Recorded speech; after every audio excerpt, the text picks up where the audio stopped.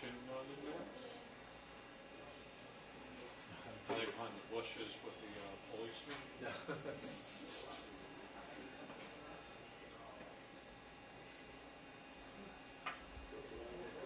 Sorry to tell you, I went to Catholic school from 7th grade to high school. Yeah. And when I was in 7th and 8th grade, we had a principal named Sister Mary Allen. And she hated the boys. She would sit there and eat lunch with the girls and yoke up with them. And then we'd walk by the table and she'd go, "You need to get a haircut, please." With her Midwestern accent.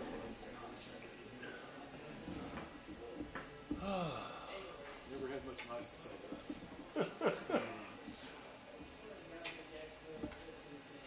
Yeah, what's the latest news out of the Star?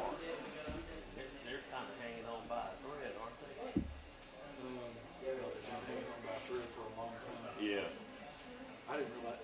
Recently, I talked to somebody who used to work in the accounting office, Yeah. and for years, apparently, they would have like this stack of envelopes, checks to pay certain bills, and then they go through, well, we'll do this one, this month, this month. And it's been like that for a long I time. tell you, it's tough out there right now. It is tough. I'm glad I got out when I did.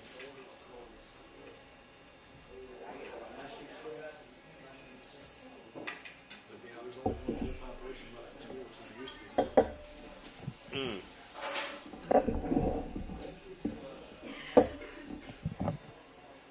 I wouldn't want to be sports editor in a department where all my work is being done by unprofessional stringers. It's hell having to edit that copy. Well, are they still charging for, Yeah, it's still. huh? Yep. That's just stupid. Talking about a way to blow up your deal real quick, that's it.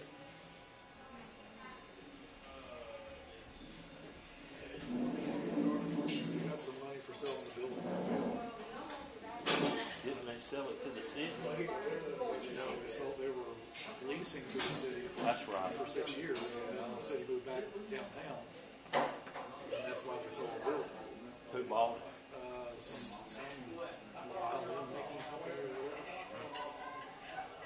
whatever. But you know, I don't get the sense that they're making money still. And, I don't see how. and I would imagine they would have had to give some of that sale to the estate of Phil Sanguinetti, who paid off that building years ago, and basically kept it afloat. And then, you know, how long before you run out? That's the sense I get of where they are. Now, where are they based? They're in town on their own Noble Street. That's right. But they're not printing their own stuff anymore or anything, are they? They send their stuff to a print shop in Rome, Georgia. That's why their deadline is like 7 it used to be 11. So they can't get anything that happened the night before in the paper, whatever they have to paper. So they can't do their high school stuff for Saturday. No, except online. Yeah. But I mean, there's just too many places to get that where you don't have to pay for it. That's right.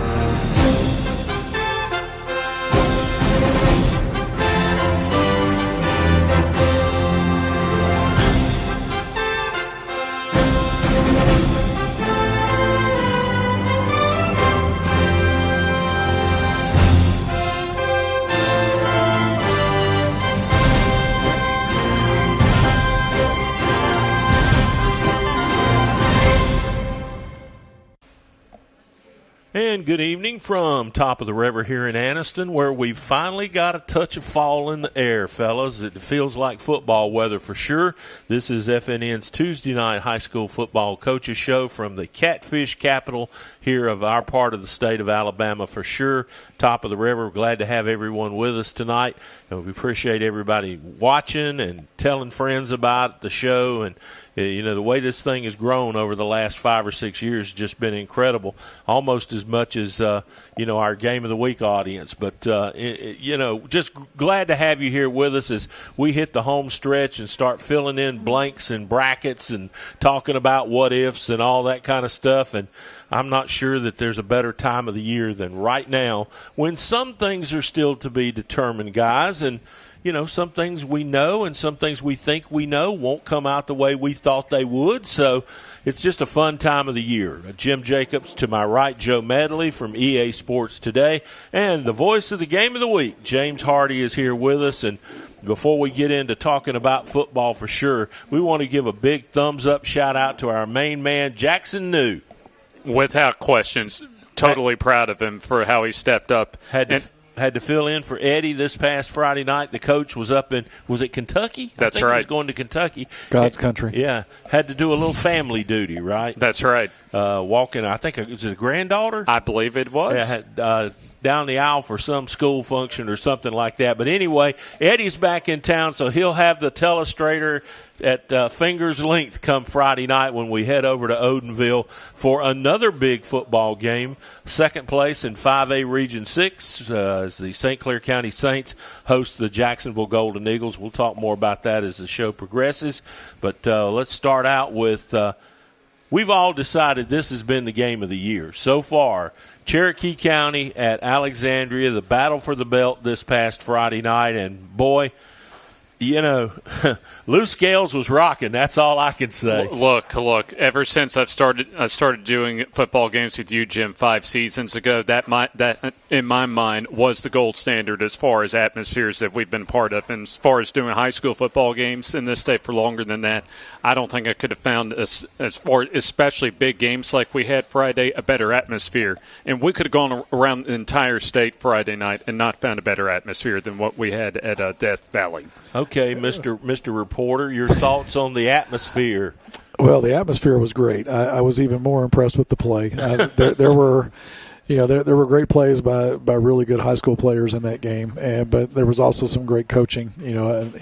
Jacob Kelly obviously caught up with the fact that Alexandria had an injury on defense with Ryan Brown and went to that wildcat formation and kept going to that spot and going to that spot and going to that spot, and Alexandria couldn't stop that, and then Todd Ginn, coming through with the 2-point conversion call, knowing that he probably wouldn't be able to stop them in overtime. He's like, okay, we got a chance to win right now. We're going to do it now. And, that takes a lot of guts. I mean, even when your name is Ginn at Alexandria. Absolutely, because there's always armchair quarterbacks on the top row at every football stadium. And I'm sure some folks were scratching their heads because they had not figured out what Jacob Kelly had figured out and Todd had reacted to. So, congratulations to both teams for just a hell of a football game. Without question, a lot on the line. And just you also look at, as far as you mentioned what the job Coach Ginn did Friday night. Let's not forget 2 years ago, they had to pick up their first win and only win in 2023 in the very last week of the season. But they've been able to build their program back up to get it to where they expect it to be, really. Alexandria standards. Yeah, and the game Friday night might just be Chapter 1.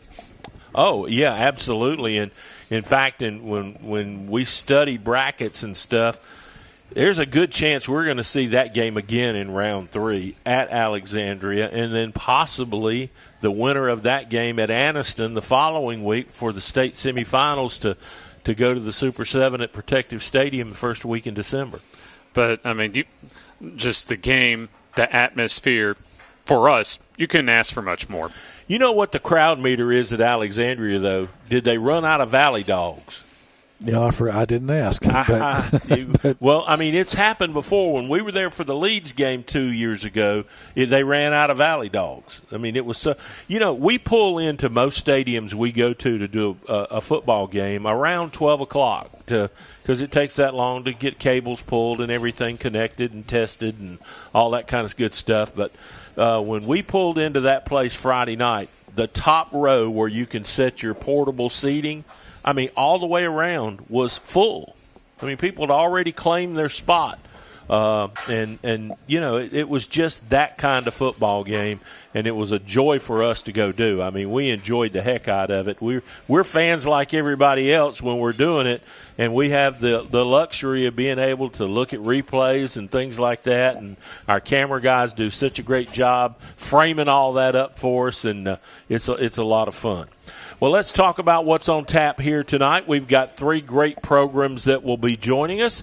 Jake will throw the slate up. We'll run through them real quick. Coach Steve Smith is here from Westbrook Christian.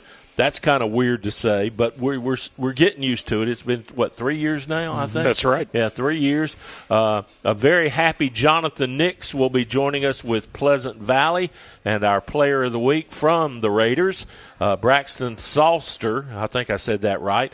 He knocked out just 5 touchdowns in that big win this past Friday night against North Sand Mountain.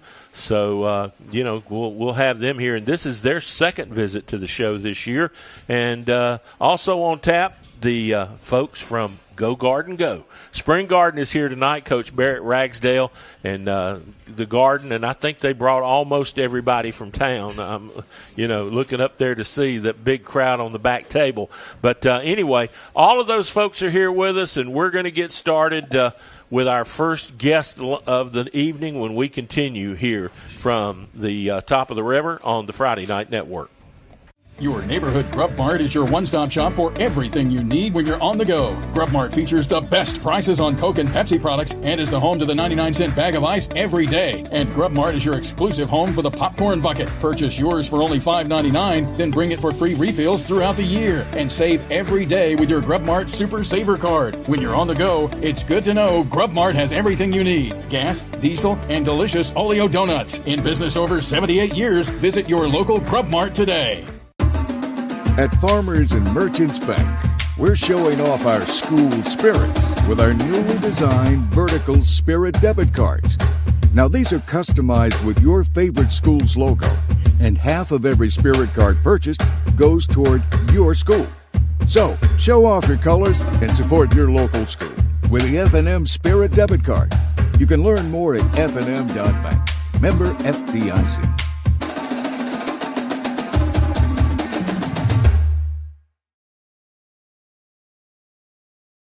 Family owned and operated for over 50 years, Miller Funeral Home is committed to providing families with the finest services for their loved ones, including our newest service, Aquamation. Aquamation is a gentle, respectful, and eco-friendly alternative to flame cremation. Miller Funeral Home is the only facility in the state of Alabama that offers the Aquamation service. Call us or visit our website today to learn more about how we can serve you and your loved ones.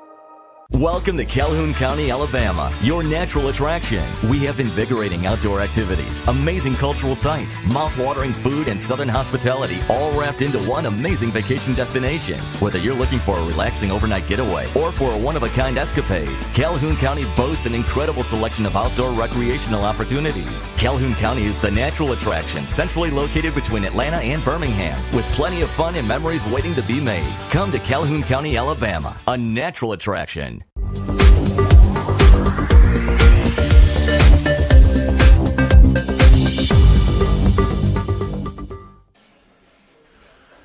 And welcome back to the FNN Tuesday Night High School Football Coaches Show. We're live at Top of the River. Jim Jacobs, Joe Medley from EA Sports Today. And to my left, the head football coach of the Spring Garden Panthers, Barrett Ragsdale. And, Coach, first off, thanks for driving down, and hopefully the meal and the company is worth it. Oh, for sure. We appreciate the invite. We look forward to coming down here. We've been fortunate you've invited the last couple of years. We've came down here one night and I enjoyed the food and fellowship, and y'all always do a great job. Well, it's hard not to enjoy the food here. Definitely.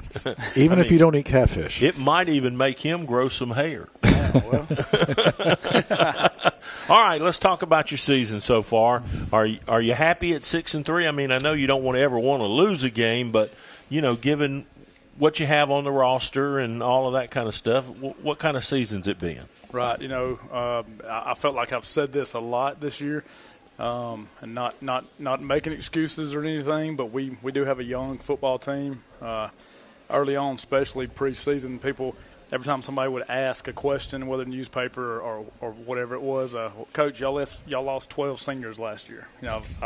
I've answered that quite a few times, and so we did. We lost a lot, and out of those 12 seniors, we lost 5 all-state football players, and so I think we was returning 2 starters on both sides of the football. So sitting here 6-3 at this point in the season, I feel like 5 or 6 plays. We're sitting here with 1 loss. I'm really proud of this group, the way that they responded, and we had a lot of kids obviously that stepped into some roles and were able to keep us going in the right direction. So I'm very proud of this group and what they've accomplished this year. Come short of our goal of winning the region. I mean, that was our goal from the get-go, and that's what this group of seniors set. We didn't accomplish that, but we secured us a place in the playoffs. We're the 3rd seed, going to have to travel the first round. Right. And so we start that 2nd season here in a few weeks, and hope we can make a little push there. Well, now you've got an open week this week, and then you finish out the season on the road down at Ranburne, and you guys have had some wars over the years for sure with Ranburne, but what do you get to do between now and November 7th that is going to help you be successful with a playoff run? Well, this week I think is about getting us back to close to 100% as we can. When you play physical football, this time of year after playing 9 games, we're banged up, we're bruised up. So this is a great week to hit the ice bath and get back in the weight room a little extra, and maybe go back to the drawing board in some areas that people's going to have 9 or 10 films on us to get the playoffs. People's got a lot of film, so maybe go back and look at some of our tendencies and see what we can improve about ourselves before that playoff game. And I've told the kids next week, going to Ranburne, it's a nice little drive from Spring Garden, so we need to attack that like it's a playoff game. We're looking at close to about a 3-hour drive. Yep, it's that a haul. First round, so it is a haul. There was a time not so long ago when getting to the playoffs, maybe getting deeper into the playoffs, it was a step, a progress step at Spring Garden. And now you're at a place where there have been a lot of double-digit win seasons, and even in a time when you lose 12 seniors, here you are, 6-3 in a playoff team. Just what does that say about what's developed there? Well, that we have been fortunate. This is year 16 for me at Spring Garden, and we have been very fortunate over that time to have some really good ball players come through and had some really good teams. And when you lose a lot, it says a lot about the standard that's set forth for your returning kids. I know that they feel like they got to hold the line and hold the rope and kind of pick up the slack. And so that's what this group has done this year. And it started last November, just that mentality. Of course, they heard it. They heard it for 6 or 7 months that, oh, y'all lost 12. It's going to be rough for you next year. I hope y'all can win a game. And I mean, that's just this group. This group has let that fuel them. And I've told them. I told them starting in November last year, I said, you're going to get tired of me reminding you. You're going to get tired of me telling you, but people's telling you, let that fuel you. Yeah. Just bring it in here and go to work, and you can change who you are as a player in the weight room over that time period. And this group, young group, took that to heart, and I've been really proud of their effort this year on the football field. Well, now, if my memory serves me correctly, Spring Garden goes as how many Welches you have on the roster. We have had quite a few of those over here. So how many you got this year? Zero. Okay.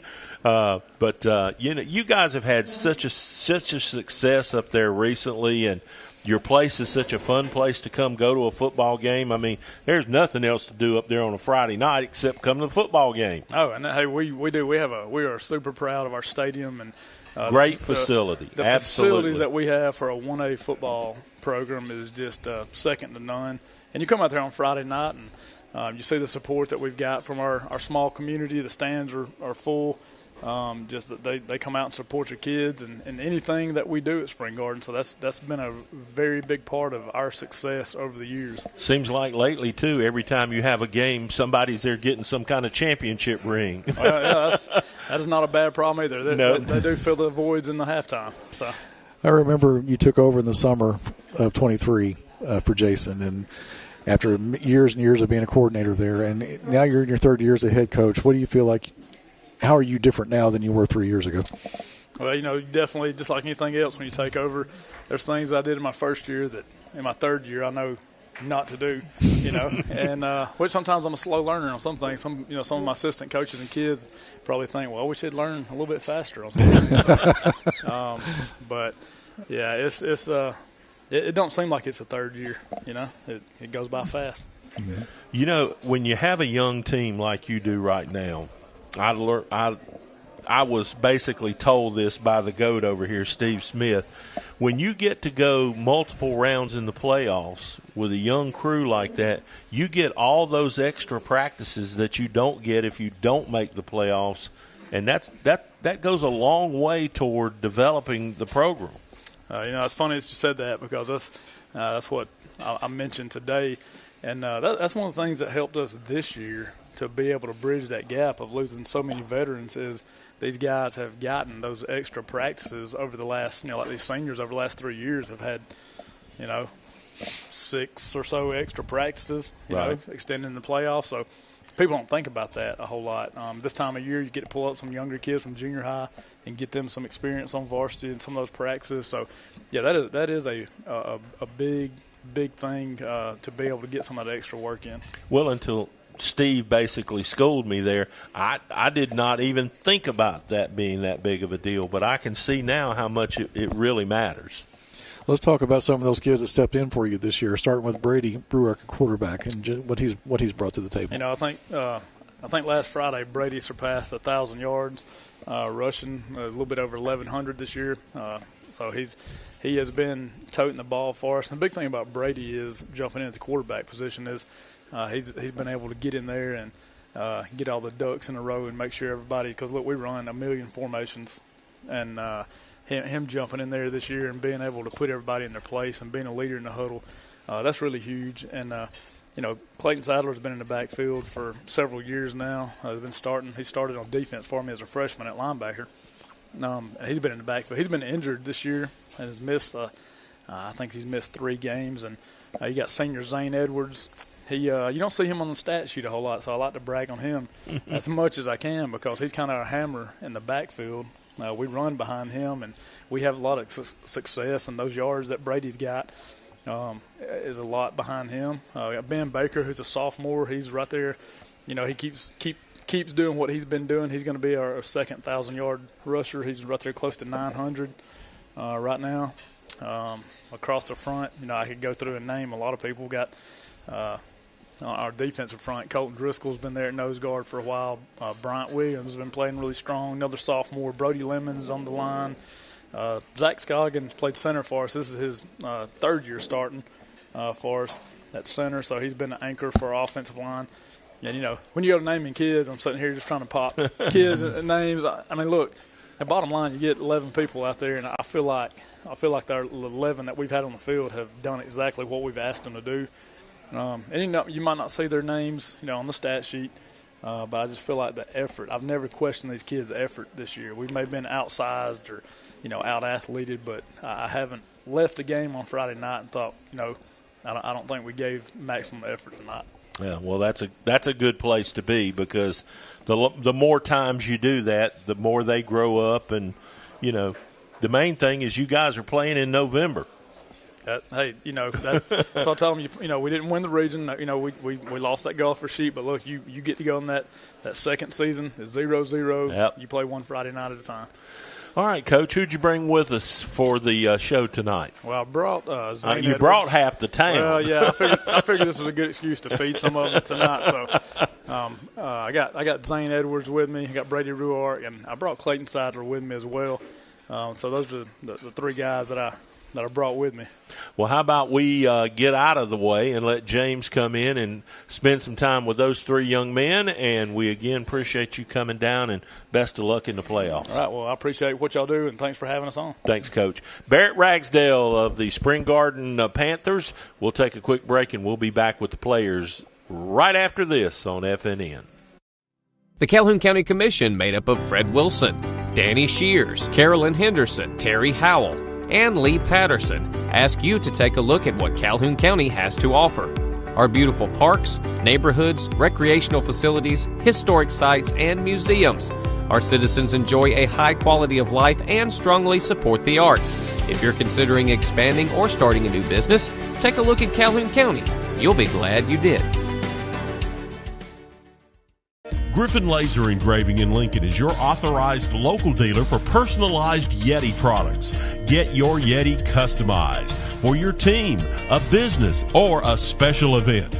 Your color, graphics, even photos. At Griffin Laser Engraving, we make it the way you want it. Order just one or hundreds, and you'll find a full line of Yeti coolers and accessories on hand, even the hard-to-find items. Nationally recognized, but right here at home in Lincoln for quality awards, trophies, powder coating, and personalized Yeti items, Griffin Laser Engraving. Your neighborhood Grub Mart is your one-stop shop for everything you need when you're on the go. Grub Mart features the best prices on Coke and Pepsi products and is the home to the 99-cent bag of ice every day. And Grub Mart is your exclusive home for the popcorn bucket. Purchase yours for only $5.99, then bring it for free refills throughout the year. And save every day with your Grub Mart Super Saver card. When you're on the go, it's good to know Grub Mart has everything you need. Gas, diesel, and delicious Oleo donuts. In business over 78 years, visit your local Grub Mart today.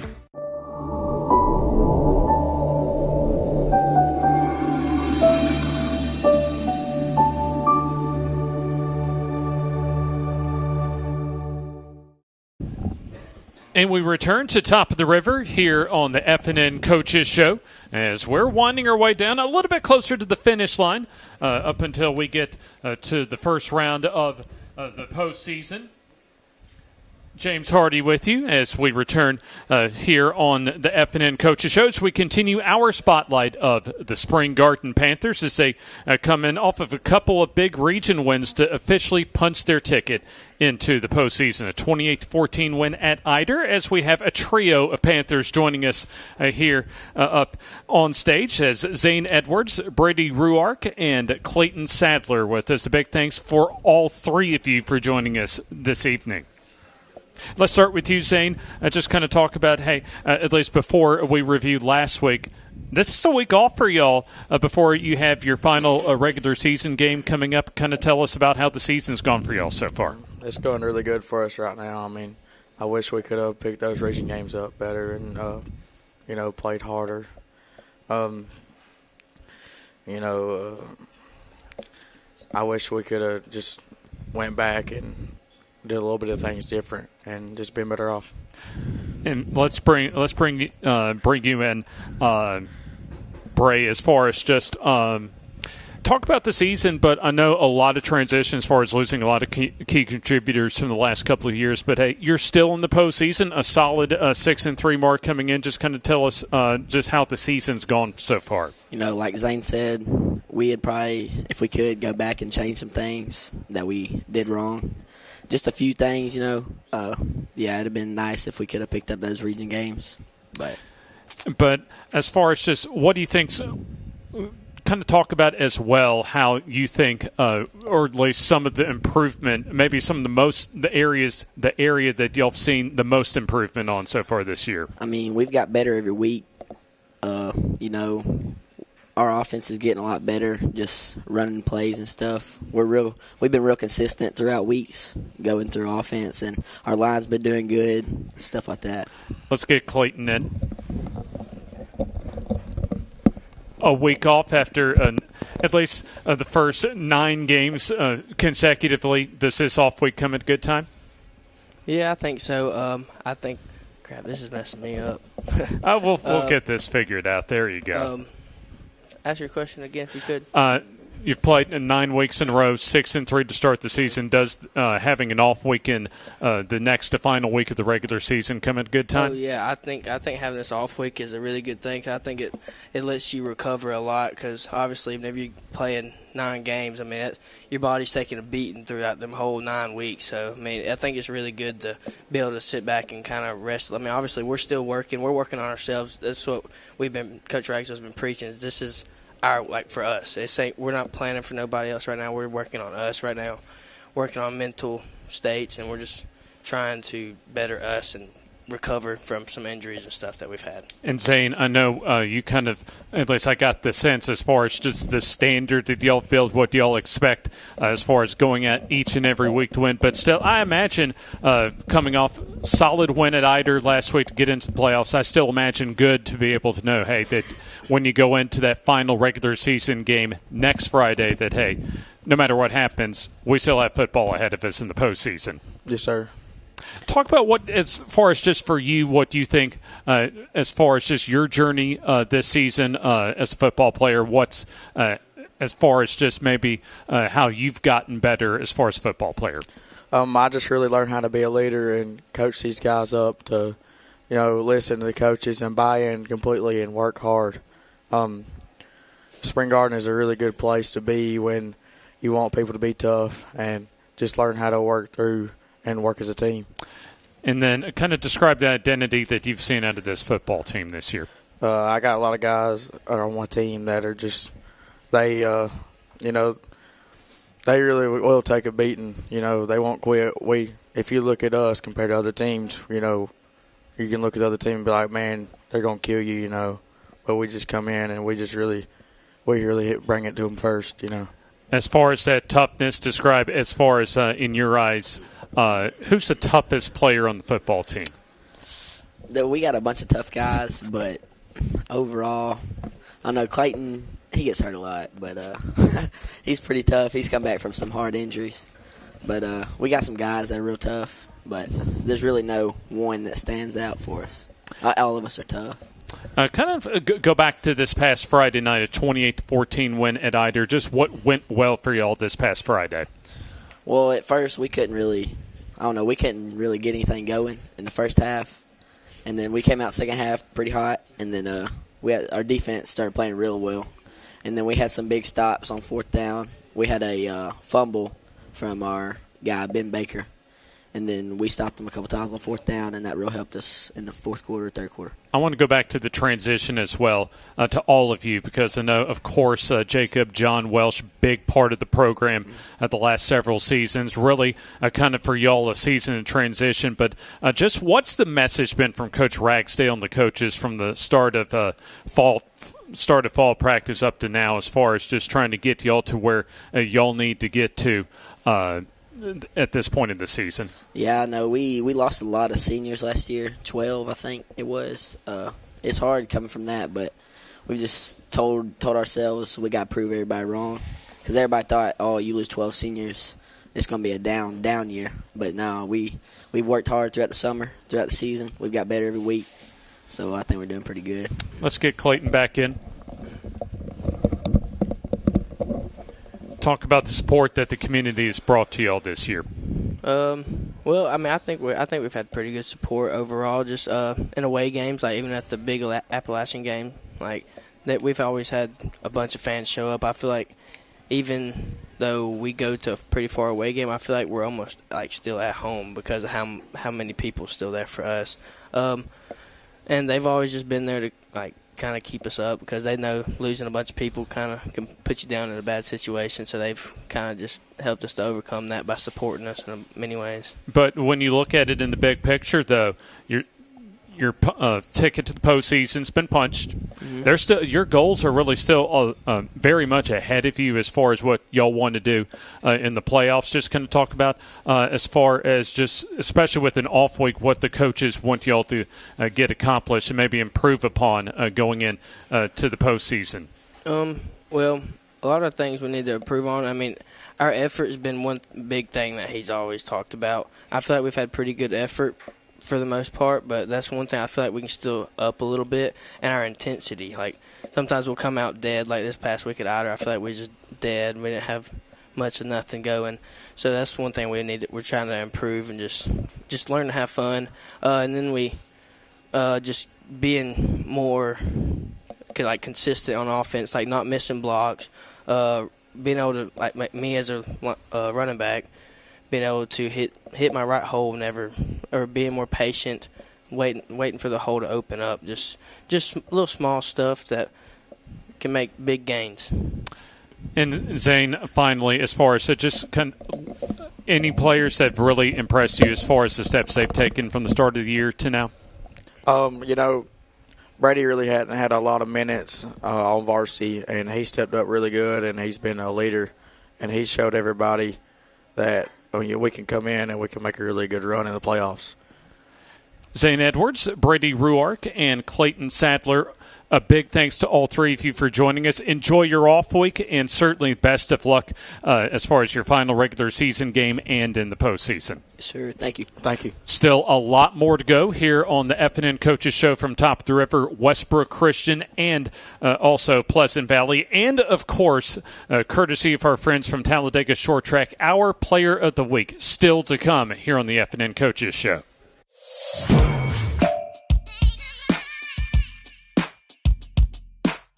Bama Sheds and Pole Barns, locally and family owned with the best customer service.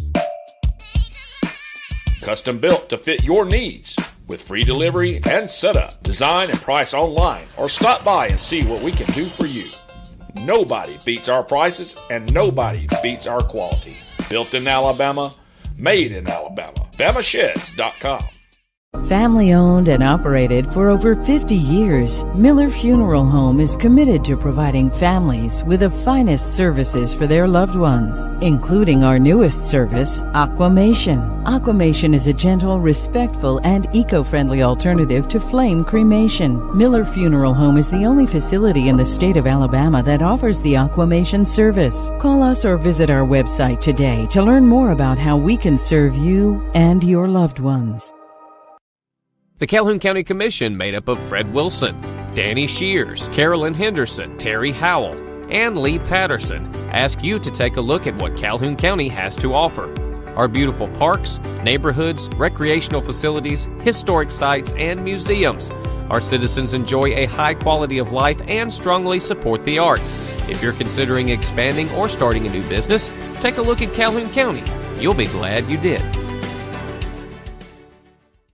Your neighborhood Grub Mart is your one-stop shop for everything you need when you're on the go. Grub Mart features the best prices on Coke and Pepsi products and is the home to the 99-cent bag of ice every day. And Grub Mart is your exclusive home for the popcorn bucket. Purchase yours for only $5.99, then bring it for free refills throughout the year. And save every day with your Grub Mart Super Saver card. When you're on the go, it's good to know Grub Mart has everything you need. Gas, diesel, and delicious Oleo donuts. In business over 78 years, visit your local Grub Mart today. At Farmers and Merchants Bank, we're showing off our school spirit with our newly designed vertical Spirit debit cards. Now, these are customized with your favorite school's logo, and half of every Spirit card purchased goes toward your school. So, show off your colors and support your local school with the FNN Spirit debit card. You can learn more at fnn.bank. Member FDIC.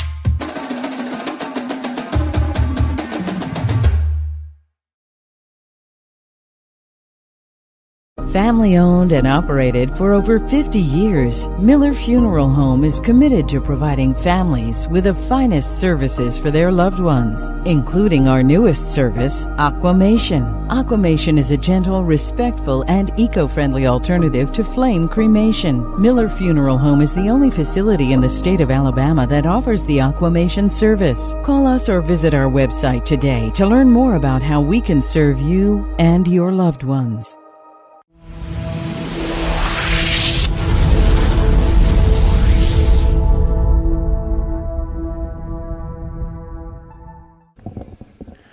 Welcome back to the Tuesday Night Coaches Show here from Top of the River in Anniston. Jim Jacobs, Joe Medley. We return to the table with the head football coach of the Westbrook Warriors, Coach Steve Smith. And I still have a hard time saying that.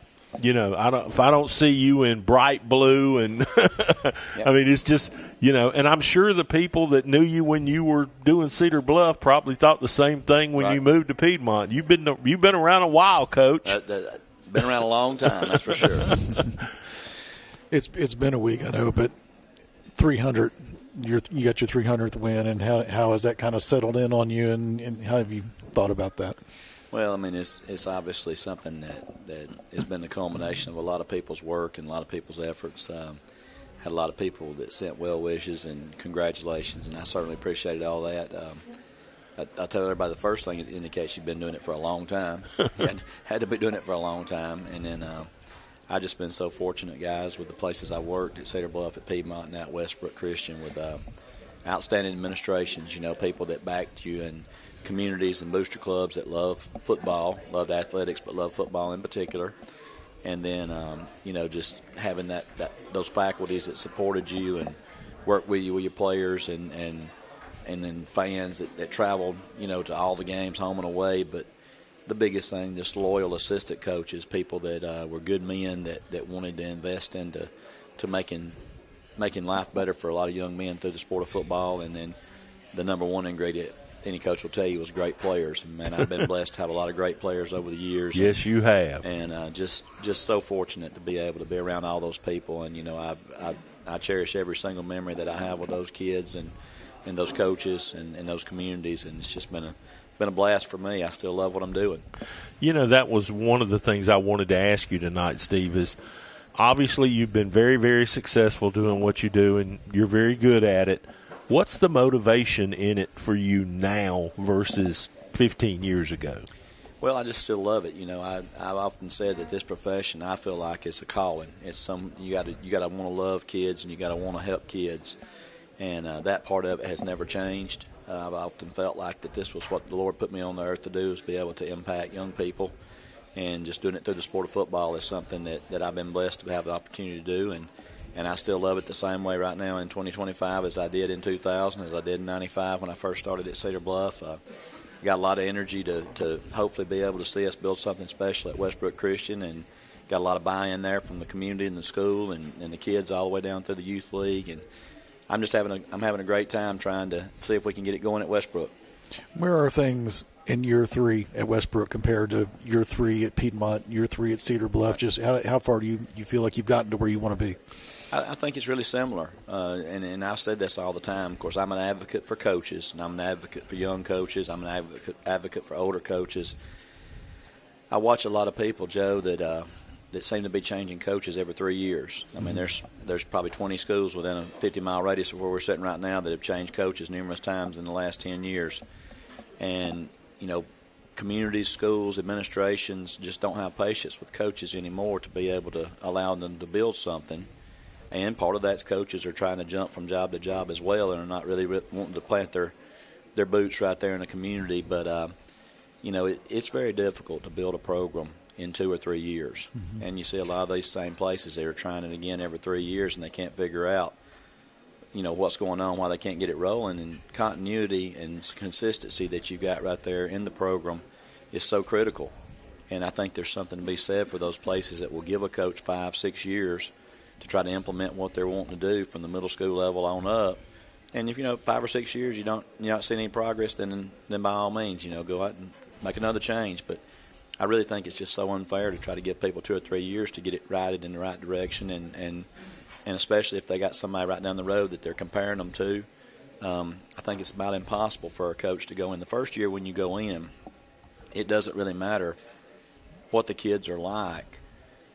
That new coach is really not going to be those kids' coach. I mean, he's on the sideline with them, but I just use my situation at Westbrook Christian. I got there June the 1st on the job.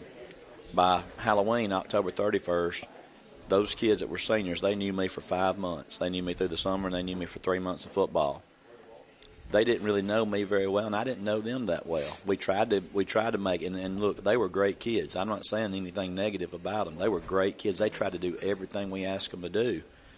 But the trust factor on what we were doing versus what they had been doing prior to my arrival, they were still trying to figure me out, and I was trying to figure them out. There wasn't really that much of an off-season program where you got to know each other, and we tried to learn it on the fly, and it takes some time. And the last year's senior class, well, I had a year and 5 months with them. This year's senior class, I've had 2 years and 5 months with them. So I just think it takes some time for that relationship between coaches and players to evolve to where there's complete buy-in from everybody. Coaches buying in with the players, players buying into the coaches. And you always got those skeptics that are out there thinking, well, this is just going to be a 1 or 2 year type deal. And, it really, if you really have the I guess the goal or the ambition to build something, you have to be willing to put your roots down and be there for a while and see it through.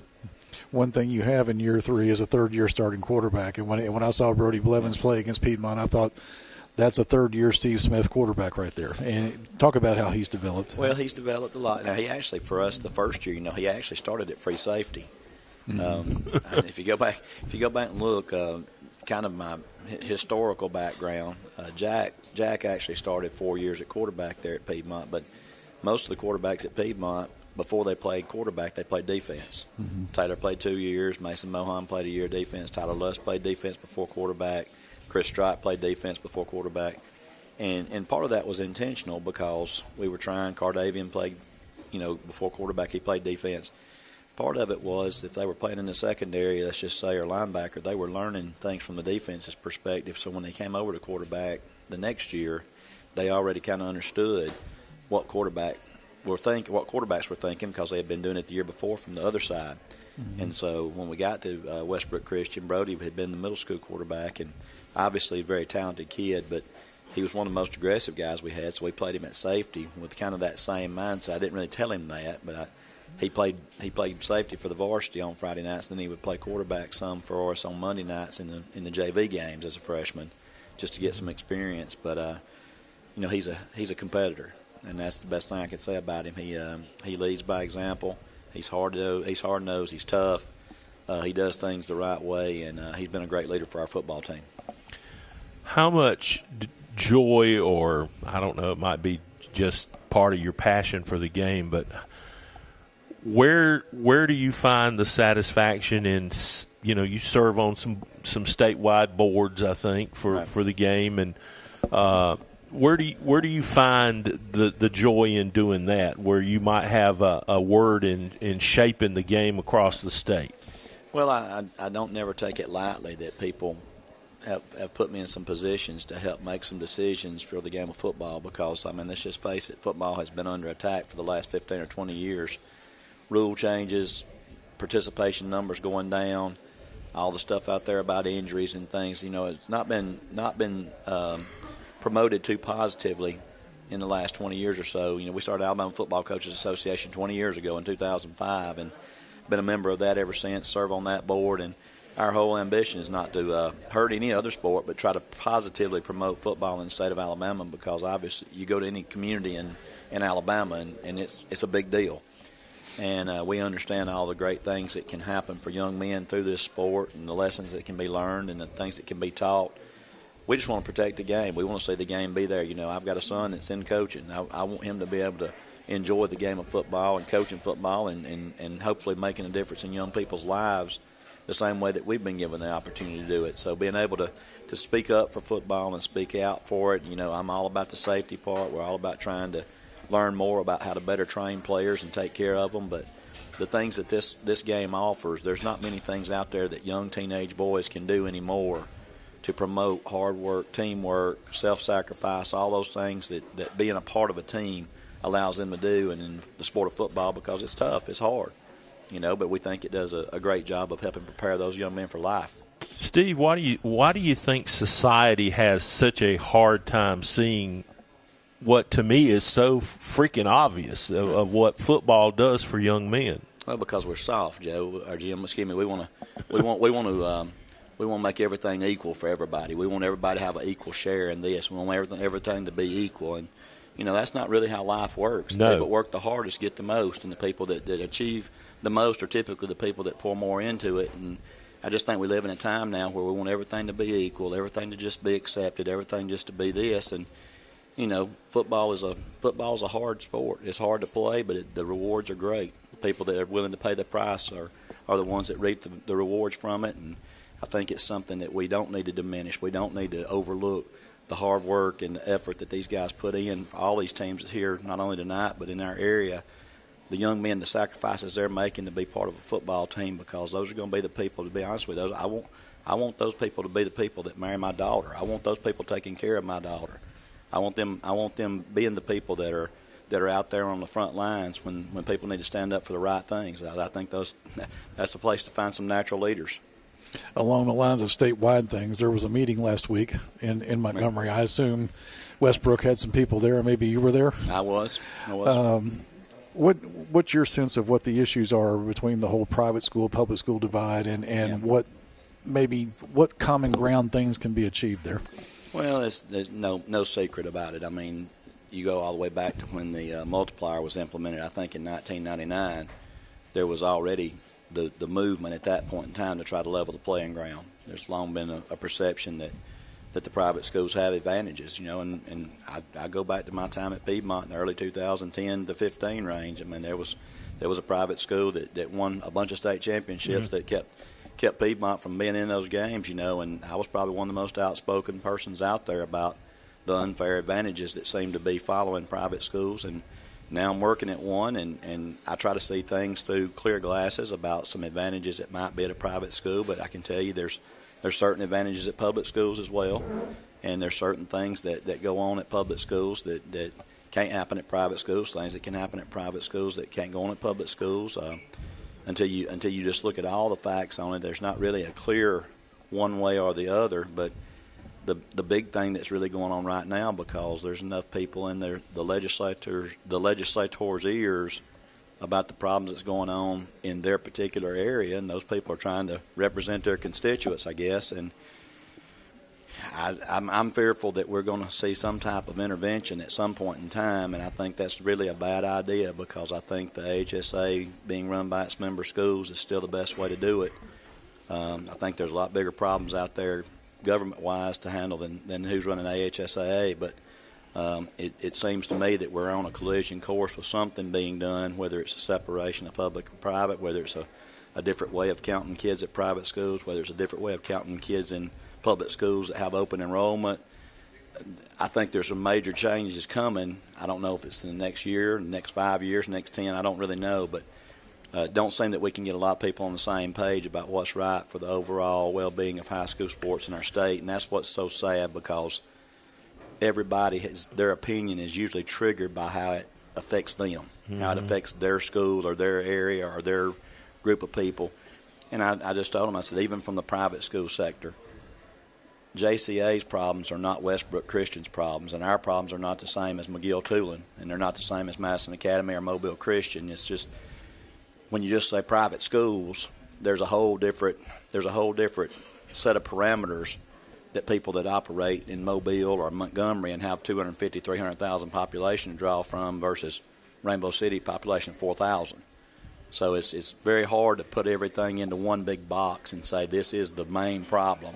Mm-hmm. And I don't envy Mr. Harmon at all, because I think he's done a really good job in his first year of trying to crack down on what everybody in the state said was the number one issue, which was the transfers. He's made it a point to make that his main objective is to try to fix the transfer issue. And I don't think there's any man in the state that argues that that's not a problem. And but you got all the other stuff going on the outside and the factors that are influencing people, and it's just I don't know. It's one of those contests that I don't know if there's going to be a winner in it. But, Steve, isn't it going to be hard to fix it when the board kind of keeps tilting every year because of other things that are going on?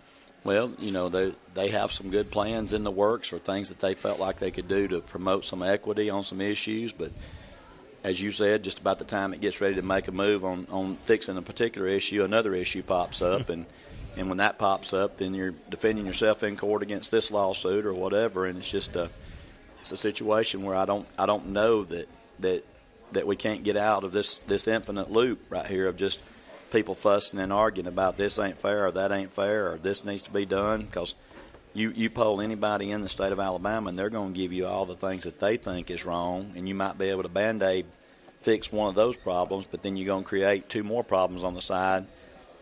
Several of the things that have been done here in the last few. I mean, I'll use this. I know we don't have time to talk about all the issues, but a few years back, a rule was passed that if you didn't make a bona fide move, you could still play JV or below.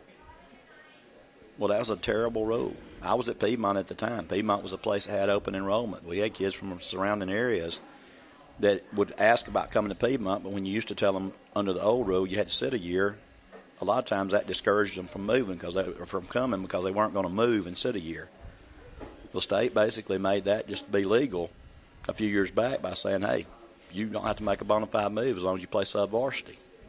Well, that's not a good rule.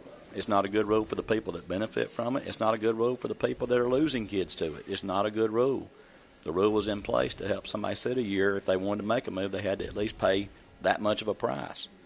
And when I was at Piedmont, we benefited from that. Private schools today, they benefit from that rule because a lot of people don't move into those districts. So we've had some rules that have come up over the last few years that have not been good for the whole, and that's one of the major things, in my opinion, that has created all the problems with the excessive numbers of transfers is people aren't having to move. They're just going to a different school and making the drive every day. Don't you think, though, when it all comes down to making a decision on fixing this, the easiest thing to me seems to be just separating them. I don't think that's a good thing, right? But I think from, if you're sitting in Montgomery in the legislature and things like that, and you just say, well, look, we can't fix it, we've tried, just separate them. Well, I'll ask you this. We won't answer it on air right here, but you just ask yourself, where do you think those people's kids go to school? Do you think they go to public school or private school? They go to private school. And so you can figure out where they're going to be tilted toward. Sure. And then, and if you do separate, well, where do you draw the lines of separating? We're going to separate just the privates away from the publics? Are we going to separate the city schools away from the county schools? Are we going to separate the schools that have open enrollment from the schools that don't? There's a lot more that goes into it than now just you're just separate. making me dizzy. But there are advantages to different types of school systems. I mean, I'll readily admit that, but at the end of the day, how are you going to separate it? All right, tell us who you brought with you tonight. I brought quarterback Brody Blevins. He's a junior. He's one of our captains. And another one of our captains, Maximus Jones, who's a running back. So Maximus is a senior and Brody is a junior. What a great football name, Maximus. Yes. And they also have a Titus, too. And that's his brother. Titus is his brother. And then they got a third brother on the team that's a freshman named Justice. And lots of Brodies. We could sit here and talk with you for 3 hours, no problem, but we got to move on. That's no problem. Appreciate you coming down, and we plan on seeing you for the playoffs. That sounds good. Please, I appreciate you having us on. Yes, sir. We'll get Steve's players in here. James will speak with them when we continue here from Top of the River on the Tuesday night High School Football Coaches Show. Welcome to Calhoun County, Alabama, your natural attraction. We have invigorating outdoor activities, amazing cultural sites, mouth-watering food, and southern hospitality, all wrapped into one amazing vacation destination. Whether you're looking for a relaxing overnight getaway or for a one-of-a-kind escapade, Calhoun County boasts an incredible selection of outdoor recreational opportunities. Calhoun County is the natural attraction, centrally located between Atlanta and Birmingham, with plenty of fun and memories waiting to be made. Come to Calhoun County, Alabama, a natural attraction. The Calhoun County Commission, made up of Fred Wilson, Danny Shears, Carolyn Henderson, Terry Howell, and Lee Patterson, ask you to take a look at what Calhoun County has to offer. Our beautiful parks, neighborhoods, recreational facilities, historic sites, and museums. Our citizens enjoy a high quality of life and strongly support the arts. If you're considering expanding or starting a new business, take a look at Calhoun County. You'll be glad you did. Griffin Laser Engraving in Lincoln is your authorized local dealer for personalized Yeti products.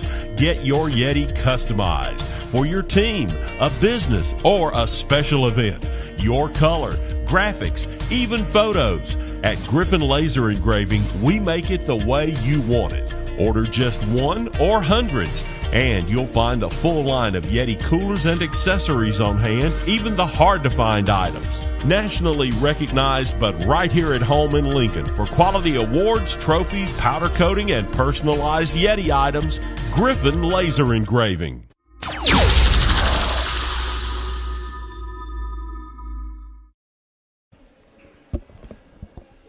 Back from top of the river here in Anniston as we resume our spotlight on the Warriors of Westbrook Christian as the end of the regular season is approaching, but for all of our teams we're featuring tonight, really in a lot of ways with the postseason just around the corner. Really, the season's just getting started as Westbrook Christian about a couple weeks away from what they hope is hosting a first-round home game as they'll take on Weaver on Friday, have a big game to end the season with Walter Welborn next weekend, but they come off of a 34-7 region win against J.B. Pennington at home in the prior week, which I'm really interested in finding out. A historic win for Coach Steve Smith and that thrilling overtime win at Tryon in Georgia to get Coach Smith his 300 career victory. James Hardy back with you as we've got Maximus Jones. That rolls off the tongue so easy, man.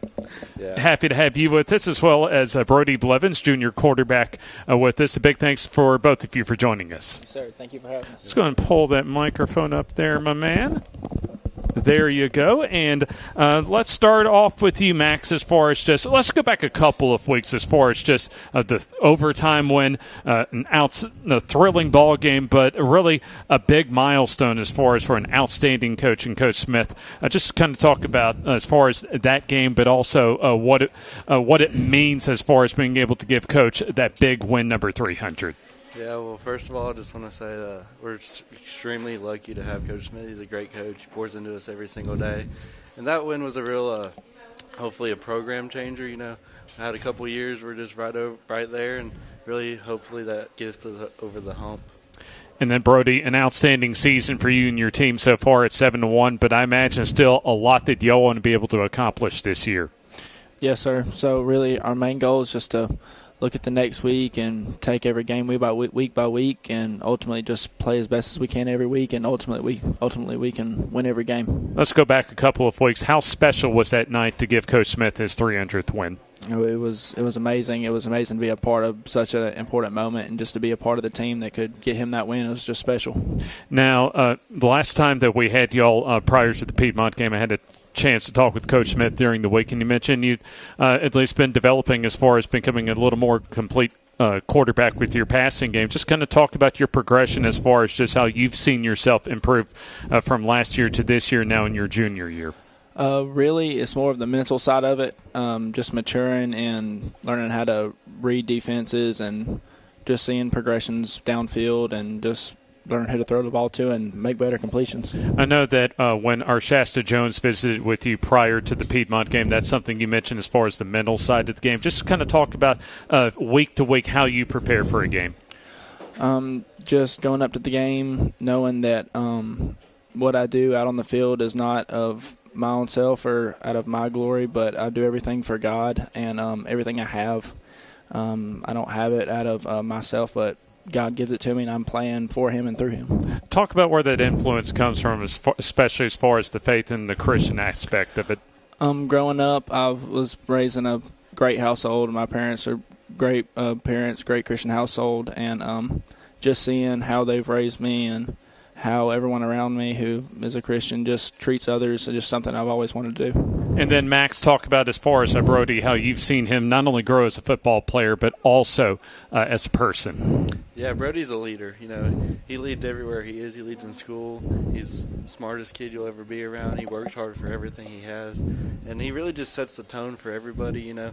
He's only a junior, but senior players look up to him, and he just leads the way for everyone. I know y'all were really young last year, got more experience, and not only last year, but the year prior as well. Just to kind of talk about as far as just the bonding, as far as really having, maybe taking your lumps for the prior couple of years to so far having what's really been a good year for y'all this year. Yes, sir. We were pretty young last year. We didn't have too many seniors, but our seniors we had were pretty well. But just the experience we've had now, and we all love playing together. We all get along very well, and we just love working hard every day together, and we just want to be the best for each other. And then, Brody, do you think y'all as a team are playing some of your best football at the right time of the season? Yes, sir, 100%. I think each and every week we're getting better, learning how to play better as a team.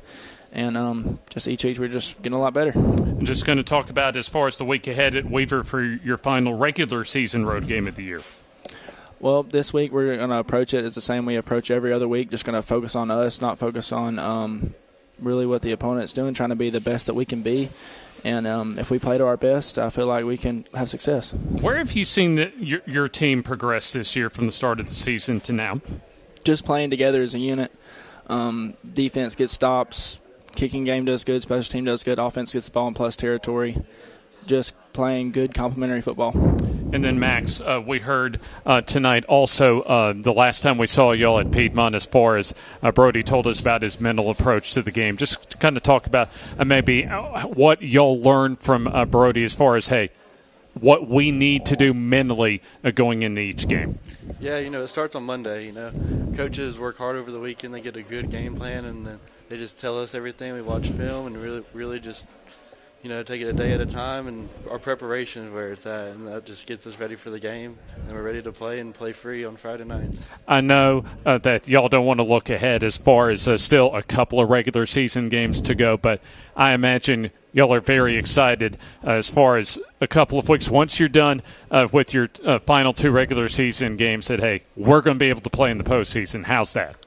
Yeah, it's really cool, Being a senior, haven't made the playoffs yet, but we still got 2 games. We really want to host one, so we just got to keep on playing one game at a time and take it and just play well. And then, Brody, final question for y'all as far as how do y'all want to take these final 2 weeks, knowing that, hey, y'all still got a lot of big games coming up in November?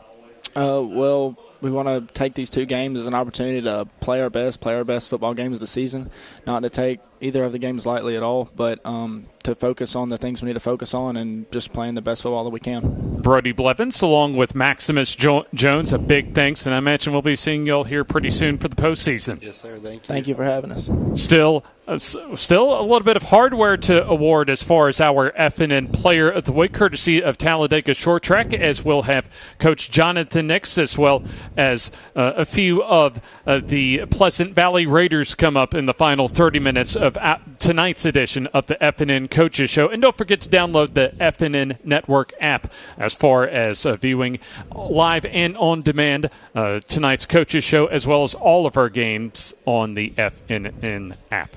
More to come after this.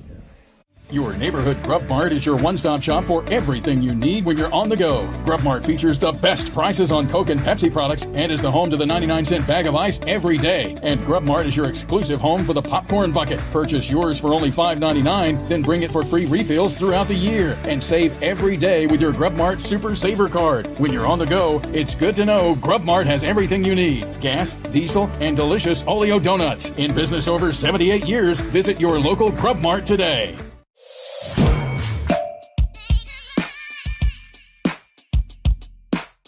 Bama Sheds and Pole Barns, locally and family owned with the best customer service. Custom built to fit your needs with free delivery and setup. Design and price online or stop by and see what we can do for you. Nobody beats our prices and nobody beats our quality.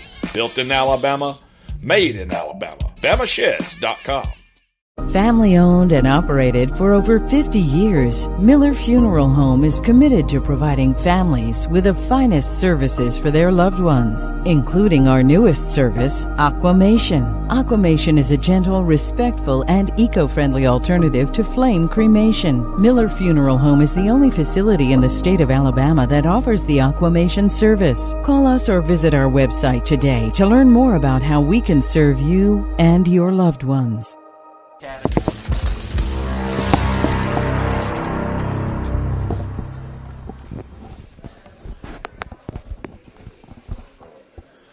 And welcome back to the Tuesday night high school football coaches show from Top of the River here in Anniston. Jim Jacobs, Joe Medley, and to my immediate left, the head football coach of the Pleasant Valley Raiders, Coach Jonathan Nix, for the second time this season. That's got to be a sign it's a good year, Coach. It is a good year, for sure. We were just talking before we came on air about the game with North Sand Mountain last week, and 35 unanswered points after you fall down 20-7. Yep. Just talk about the conversations that were on the sideline there when it was 20-7, and just kind of what the feeling was like, and what brought about that outburst. And definitely, I mean, it started as bad as it can, as a game can start. They take the opening kickoff and they run that back, and third snap from scrimmage, we throw an interception. They run that back to 7 or 8 yard line, and then they wind up punching that in. So we're down 14-0, and it's 90 seconds gone off the clock, and but during that right there, the players were still calm. I mean, they were more aggravated with each other on doing your assignments and finishing. So the talk was just, hey, settle down and play. And on the next one, I mean, North Sand Mountain's only, I think they had 5 or 6 punts coming into that game. They hadn't given up any first half points that year. So we forced a 3-and-out on the next one, and Braxton was able to slip through and block a punt and scoop and score.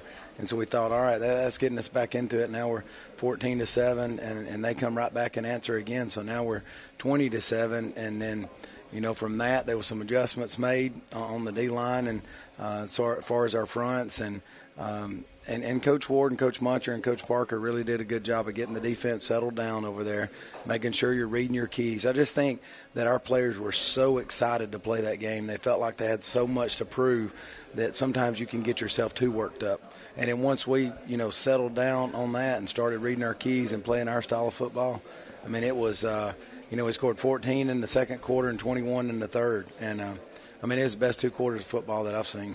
Coach, I think that in situations like that, the mark of a really solid team that can do some things in November is that you guys didn't panic. That's right. When you go down 20-7 and it's a big game, a less experienced team or seasoned team tends to panic and try to get it all back. And you guys didn't do that. Yeah, and you got to give hats off to the players for that too, staying calm in that situation. And so many of these the juniors that are on our team right now, when we played Pisgah 2 years ago, I think we started 8 freshmen that night, and then Braxton and Nick Acker were both had concussions from week 10, so they didn't even get to play in the game. And so that was 9 besides them. So these guys have went through some fire, and I think in some of those losses that we've had, this team seems to learn each time. And so, when this situation happened like this,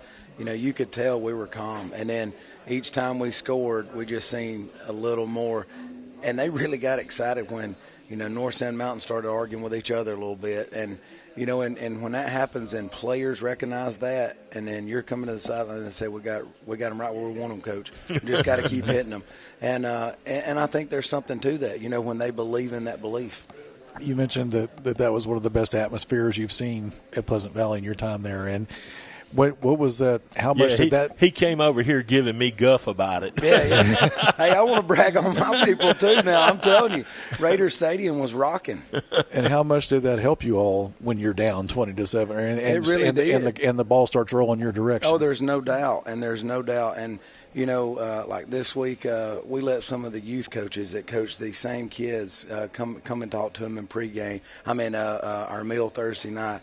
And to me, that's what it's all about, because, none of these players got to where they are, without people helping them. And I want, it is a community. And, and we've been following this crew right here for a long time. And, they've got great parents that support, and they've got great, enthusiasm.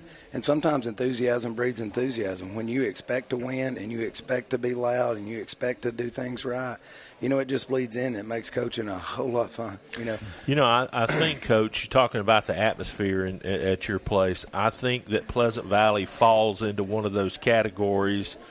Like if you go to that game this past Friday, you could go back 20 years and come to that game, and it's still the same. It's old school community football. Yeah.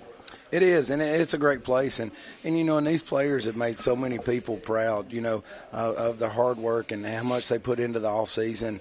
And you have to have leaders that buy into that. And I think last year in the Sulligent game, when they were asked, like, hey, what direction do we go now? And when Jaden and Braxton both sit there and said, hey, our goal next year is 10-0. And, you know, and a lot of people looks at that and goes, man, they're trying to set a goal for 10-0. You know, but they said in that interview, you know, what it's going to take to go 10-0. We've got to get in the weight room. We've got to get stronger. And it was all we over me. It wasn't one that they singled out. And so that's what to me is so special about this group right here is they buy into each other. And you can just tell their love for each other and their love for football. You've been there a while now. Is this thing built to last? Definitely. I mean, our junior high, at one point we loaded everybody up on the bus and took them to cookout because, I mean, that's the thing nowadays. These kids love that. So it was a victory meal, and at the time the junior high was 5-1, and the varsity was 5-1.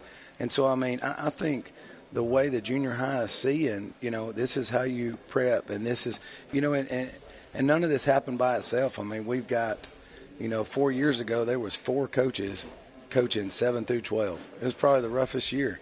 And now, I mean, we have built that to where there's 3 paid varsity, 3 paid junior high coaches and 6 paid on varsity. So we've got a staff of 9. Then we've got some volunteers. I mean, our players are getting coached hard, but they're getting loved hard, and you're seeing results from that. The goal was 10-0, 9-1 still out there, and 9 would set the school record. Just how much is that being talked about this week? How much what would that mean to everybody? Just set that in the regular season, especially. Yeah. It's definitely been talked about. I mean, we, you know, each week we and what's great about this team too, on Mondays, they really don't want to watch highlights. You know, they'll come in and say, Coach, break us down like 5 or 6 plays on offense, defense, and special teams that we have to improve on. You know, and I love that as a coach because, you know, like we can sit there and say, oh, look at this play, what we did. But, you know, this team wants to know, hey, what do we need to improve on? And so we kind of broke that down on Monday and said, hey, here's what you've got to do to beat section. Here's what you've got to do in order, if you want to go get that 9th win, there's nothing easy about it. Here's what you've got to go correct. But, you know, Coach, all of the good coaches with the good programs all say it's great when the kids can run the show. There's no doubt. Great teams are led by players. Yep. And, you know, coaches, they're a part of it and they're helping. But, you know, I can't brag on this coaching staff enough. I mean, they put in a ton of hours. They love these players. And I think our players see that, and that kind of feeds into that. And so, you know, it's just a special group. But you're right. It all starts with players. It's not your X's and O's. It's those Jimmys and Joes. After the Woodland game, and we were talking about Jaden Sparks. He had the knee injury against Pittsburgh. You said he was going to try to come back from that. Yeah. I noticed in a picture I saw from Friday night that he was in uniform. Where does that stand? How is he doing right now? He's doing great. You know, he's playing with a torn ACL, and this was the MVP of the region last year. And, you know, and it's his senior. You know, it's you know, he's one of those seniors that's been playing since he was in the 8th grade, and you hated to see an injury like that occur in that game, and I really think that took a lot of breath out of us in that game, and then we was able to fight back. But you know, having him back now, and you know, cleared to play D-line and outside linebacker, and you know, and he's doing good. I mean, here's the thing: he's got a torn ACL. We timed him at a 4.9 40. 3 long jumps and 9 something. I mean, like, he's faster with a torn ACL than a lot of kids are with 2 healthy Ride ACLs. That horse, Coach. And Ride so, that horse. You know, but you know, hats off to him for wanting to go out like that. And, you know, and I was just, you know, we said that at our pregame meal. You know how proud we were for all of them. I mean, we had one kid, our tight end, Brody Barnwell. He was out last week, but everybody on the team was back and healthy. And Brody's actually getting to come back this week. So, you know, that's what is so special to me, to see a senior or see any kid get to finish that season, get to be out there in a helmet and not watching. How do you prepare for November? I mean, that's kind of foreign ground for your group. So, you know, if you want to be around come Thanksgiving, what do you have to do between now and then? Because as you see the schedule there on the screen, the regular season hay's pretty much in the barn for you guys. How do you get ready for November? Well, I think we've got to just keep doing what we're doing right now this week and make sure that we finish strong and not let any slip-ups or anything like that occur. And you know, and then you got to realize, like, what got you to this point. You know, what are your top plays of the year, and who are your top players of the year, and how do you get How do you get more sound at those things? And there's things where I felt like at the first of the year, I wish we could play Pisgah at the end of the season instead of the first. They did a great job of formation. You know, they got us in several formations. You might get your wish, Coach. I might get my wish. And, you know, we just didn't do a good job of adjusting. I mean, we busted 4 coverages, and when I'm talking busting, I'm talking like guys are wide open. And I think a lot of that was our youth. We did have some kids that came back out for football that were off a couple of years. But sometimes when you're off, you lose that. You know, you lose that being put in the fire. You lose that, you know, I've got to make quick decisions. And since then, I'll say that group has worked their tail off, and that they are so much more sound. And that's one thing that I love about this team. If they make a mistake, they own it, and they get to work, and they hold each other accountable to fix it. Talk about Braxton just a little bit before we get him up here to do the Player of the Week deal. What does he mean to your football team? There's no doubt. I mean, like, he is everything that this football program is about. I mean, he's a hard worker. You know, not only in the in season. You know, everybody right now is excited about football. You know, but he's excited about being a great player all year long. You know, he loves the weight room. He loves the game. He's always studying it. And sometimes, like, it's tough during the summer. You know, when you see these kids, they're going, you know, vacation here, vacation there. And you can tell a lot about how much a kid really loves football when that summer comes around and it's their time. What are they doing with their time? You know, how much of it is still devoted to that sport? And I think he's a next-level player. I mean, I really do, just because, like, his love for the game, how much it means to him, how hard he works. And our players see that. Our coaches see that. And, you know, and we talk about sometimes, hey, when times are grim, you need a grim reaper. All right? And look, when it's 20-7, you need a grim reaper. And you need somebody I think it was like we said in our write-up. You pulled him over and said, hey, it's go time. It's go time. You need somebody. And we say this, hey, you know, a lot of these kids, they love bonfires. They love, you know, it's just a country setting, you know. Well, you know, when you have a big bonfire, somebody's got to light that thing. You know, somebody's got to light it. Yep. Everybody's going to enjoy it, but somebody's got to light it. And he's one of those that lights the program. And he seems to have a lot of different ways to light it. He did it with a block punt the other night. You know, when I get the stats from your games, I'll see 5 touchdowns, but I'll also see the defensive contribution as well. Can you kind of wrap your arms around the total contribution there? Yeah, I mean, he's so versatile. I mean, like, here's a prime example. I mean, he turned his ankle bad.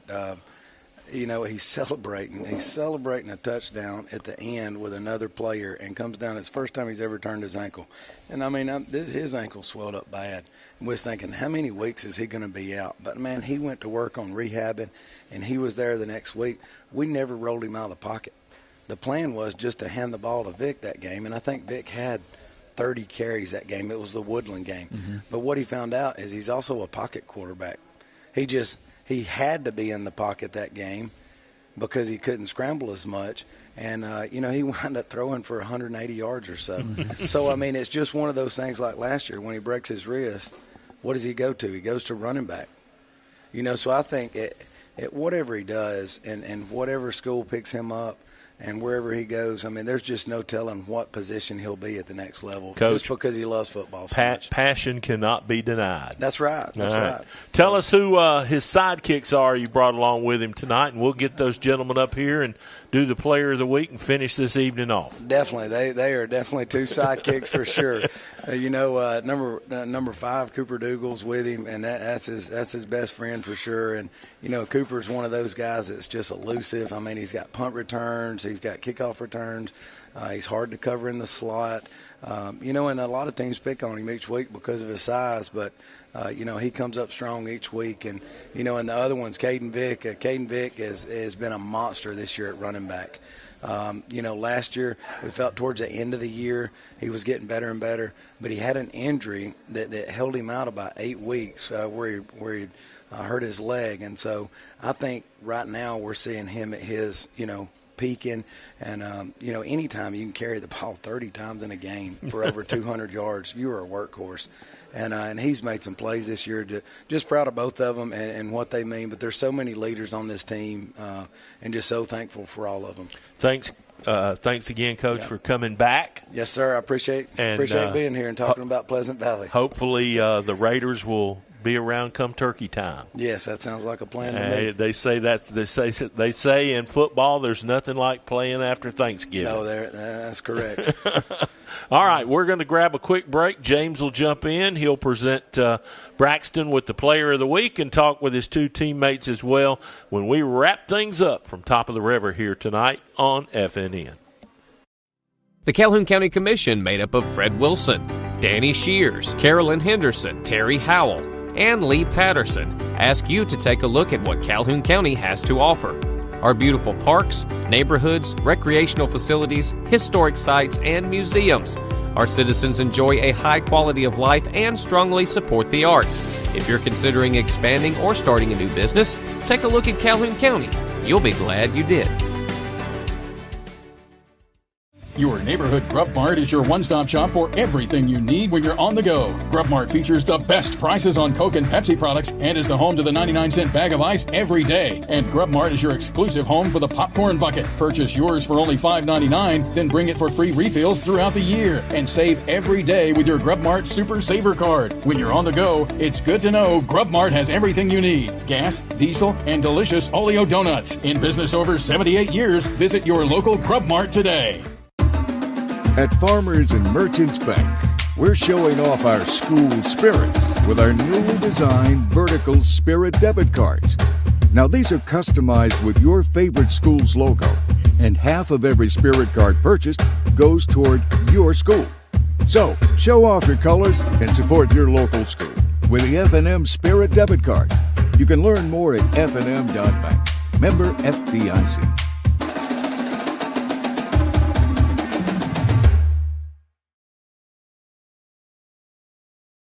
Family owned and operated for over 50 years, Miller Funeral Home is committed to providing families with the finest services for their loved ones, including our newest service, Aquamation. Aquamation is a gentle, respectful, and eco-friendly alternative to flame cremation. Miller Funeral Home is the only facility in the state of Alabama that offers the Aquamation service. Call us or visit our website today to learn more about how we can serve you and your loved ones.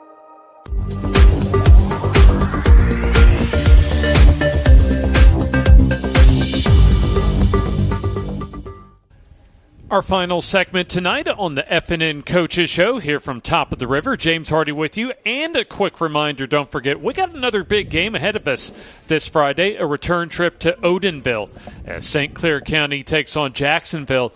As the winner of a Friday night's game here on FNN will have an opportunity to host a first-round home game in the 5A playoffs, a matchup between Jacksonville and St. Clair County over in Odenville. James Hardy back with you as we roll on to, speaking of the finish line, the final segment tonight here from Top of the River. And we've got a little hardware to roll out as we continue our focus on the Pleasant Valley Raiders. And in fact, let's just go ahead and not waste any time because we have some hardware to give to Braxton Salster as our FNN Player of the Week, courtesy of Talladega Short Track. Thank you.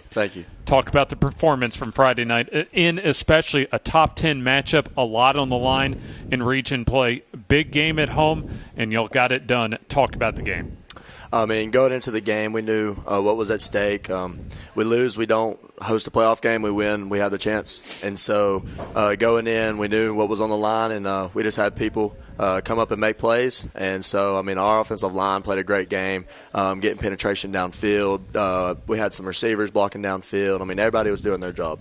But I imagine how nervous was the moment in the ball game when y'all were down, though, 20-7? I mean, I felt like everybody stayed a little under control. I mean, yes, it wasn't how we went to plan. It wasn't what we wanted to happen, but everybody stayed under control, and we knew that we just we needed one play to get us going, and we got that play, and everybody just started rolling from there. Was that one of the funnest games you've been a part of? Yes, sir, without a doubt. What made it such a fun game? Everybody was energetic. We had the crowd going. I mean, everybody was just rolling. And then once we got a roll starting in the second quarter, I mean, it was just like we were just having fun again. It wasn't like we were worrying about anything. We'll get to your 5 touchdowns in a moment, but let's bring in Cooper. How fun was that atmosphere Friday night, especially pulling off a big comeback to get an important win? It was definitely the loudest I've ever heard Pleasant Valley in my entire life, for sure. And it was a really fun game to be a part of, especially watching Braxton do what he does and watch Vic run the ball how he does. It was really exciting. What makes Braxton such a special football player? I think just his leadership. That's really a big thing with him because he's always been a leader. He's been a leader since we were really young, so it's really just been a thing since he was leading up to now. Let's get Caden in. So let's go and give him the microphone here. Caden, a fun night, big win Friday night. How fun has the season been for y'all? Oh, it's been great. I love it. The team loves it. It's been really physical. Yeah. I know Coach Nix mentioned as far as about this time last year you were really starting to make those strides as far as your improvement as a football player. Just talk about that journey for you, how you've been able to get better as a football player. Yes, sir. I've just been learning more in the off season. I've been working really hard for it. I just wanted to be a better teammate for my teammates and everything, and I think I did pretty good at it. What do you feel learned from Braxton as far as just being an effective football player? I learned that he loves contact. I learned that he can be a good pocket quarterback. I know that for sure. But, yeah, he's a good leader. He's a good motivator. He's good. Everything you'd want in a football player. In Braxton, over 200 yards rushing, 5 touchdowns, a block punt, pretty much did everything. Was there, especially among those 5 touchdowns, that really stood out to you from Friday? The block punt. We were down. We needed a play to get some momentum, and we got that play. We blocked the punt. Jaden Sparks picks up a great block, gives me a good lane to go and pick up the ball, scoop it and score it, and I feel like from there we just took that momentum and we just went with it. One of those difference-making plays, I imagine, that helped you all catapult to victory. Yes, sir. Talk about coming up your final regular season game, but still an important region game as far as potentially likely even, especially with a win, to secure a first-round home game in a couple of weeks. Yes, sir. I mean, Section's got a good team this year. They've been doing some things that they haven't done in the past. So we just for sure got to be on top of our game, go over there, take care of business, and we just got things to look forward to. And we know that they're playing for something just like we're playing for something. So I know we've kind of mentioned the last couple of years with y'all. Y'all have grown up in the program, grown up in the community, a lot of experience as far as all of y'all in the Pleasant Valley football program. How much did that experience as far as being through those wars week in and week out the last 3 seasons, especially in that big game y'all had against North Sand Mountain, how much did that help y'all come from behind and eventually get to that finish line with a win? I think it helped us tremendously. I mean, in the past, there's been times where we go down early in the game, like Sologent last year. We were all very young still, and we go down in the game. We have some people that didn't play much the year before, so we go down early in the game, and it was just like we couldn't get anything going, couldn't get no momentum, and we were all, from the start, we were all just kind of hanging our heads, didn't know what to do, and especially last week, I mean, we got down early, but it was like nobody was hanging their heads, nobody was saying, oh, we can't come back from this, we can't do this. Everybody was like, hey, let's just go make a play and let's go get this thing going. Caden, what's been the message from the coaches this week, especially going into your final game of the regular season? Oh, it's been we knew what was at stake, and we came in. We knew that it was going to be really physical, and we tried to match our energy. But unluckily, they did that little kickoff return there. But I mean, nobody was really nervous. Nobody was. I feel like we was good under control, and I knew what our team is made of, and I knew how physically we could make them. So let's bring Cooper back in as we're just about to the finish line ourselves for tonight. Cooper, as far as, hey, I know one regular season game, but I imagine y'all still have a lot of football to go in November. How much are y'all looking forward to not only getting back out on the field Friday night, but knowing that, hey, there's still very well may be some consequential games for y'all coming up in November? I know that this year it's been fun, and this week at Section we're going to win, and I'm just happy that we get to play more at home. We get to play more home games after that. Like, we still get to come back to Pleasant Valley and play one more for them and keep winning on into the playoffs. And then, Braxton, what's the message been from the coaches as far as the approach for this week? Go and finish. We started this season with a goal. We lost early, but we still had another goal. We still had a goal to make Pleasant Valley history. Nobody's ever went with 9-1. And so this week, we know what's at stake. So we just got a goal of finish the year off strong. Well, I think that's a great way to end it off for tonight as far as that finishing mantra, because, hey, don't forget for us, back on the air Friday when it comes to our countdown to kickoff, presented by Bama Sheds in Odenville for St. Clair County in Jacksonville, a critical 5A Region 6 showdown to see who will get that final playoff spot out of Region 6 coming up, 6:30 our airtime, and 7 o'clock, of course, when Toe meets Leather. A big thanks to Westbrook Christian, Pleasant Valley, as well as Spring Garden. And, of course, once again, congratulations to Braxton Salster on taking home our Player of the Week, courtesy of Talladega Short Tracks. So, for Joe Medley, Jim Jacobs, and our FNN crew, James Hardy wishing you a great Tuesday evening as you have been watching the FNN Coaches Show from Top of the River in Anniston.